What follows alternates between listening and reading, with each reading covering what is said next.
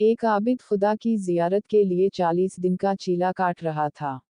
दिन को रोज़ा रखता और रात को क़याम करता था। एतिकाफ की वजह से खुदा की मखलूक से यकसर कटा हुआ था।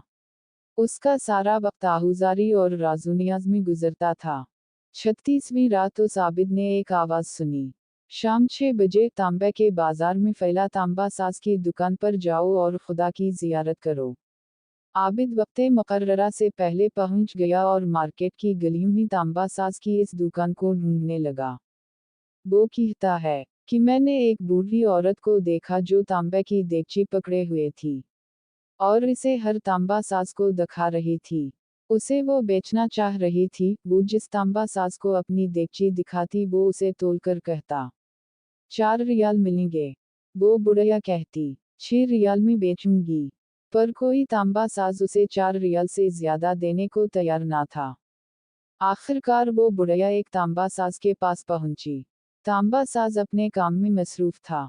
बूढ़ी औरत ने कहा, मैं ये बर्तन बेचने के लिए लाई हूँ और मैं इसे 6 रियाल में बेचूंगी। क्या आप 6 रियाल देंगे?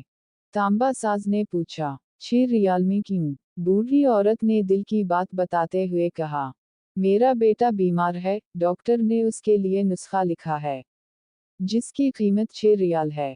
तांबा साज ने देगची लेकर कहा, ये देगची बहुत उम्दा और निहायत कीमती है। अगर आप बेचना ही चाह रही हो तो मैं उसे 25 रियाल में खरीदूंगा। बूढ़ी औरत ने कहा, क्या तुम मेरा मजाक उड़ा रहे हो? तांबा साज ने कहा, हरगिज नहीं, मैं वाकई 25 रियाल दूंगा। ये कहकर उसने बर्तन लिया और बूढ़ी औरत के हाथ में 25 रियाल रख दिए। बूढ़ी औरत बहुत हैरान हुई।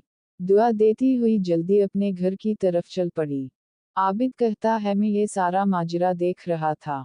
जब वो बूढ़ी औरत चली गई तो मैंने तांबा साज से कहा, लगता है आपको कारोबार नहीं आता।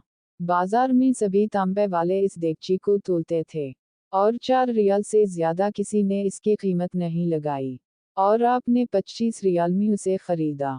बूढ़े तांबा साज ने कहा, मैंने बर्तन नहीं खरीदा है। मैंने उसके बच्चे का नुस्खा खरीदने के लिए और 1 हफ्ते तक उसके बच्चे की देखभाल के लिए पैसे दिए हैं। मैंने उसे इसलिए ये कीमत दी कि घर का बाकी सामान बेचने की नौबत ना आए। आबिद कहता है कि मैं सोच में पड़ गया। इतने में गैबी आवाज आई, चीला काटने से कोई मेरी जियारत का शर्फ हासिल नहीं कर सकता। गिरते हुओं को थामो, गरीब का हाथ पकड़ो, हम खुद तुम्हारी जियारत को आएंगे। وهو معكم أينما كنتم. वो तुम्हारे साथ है जहाँ भी तुम हो।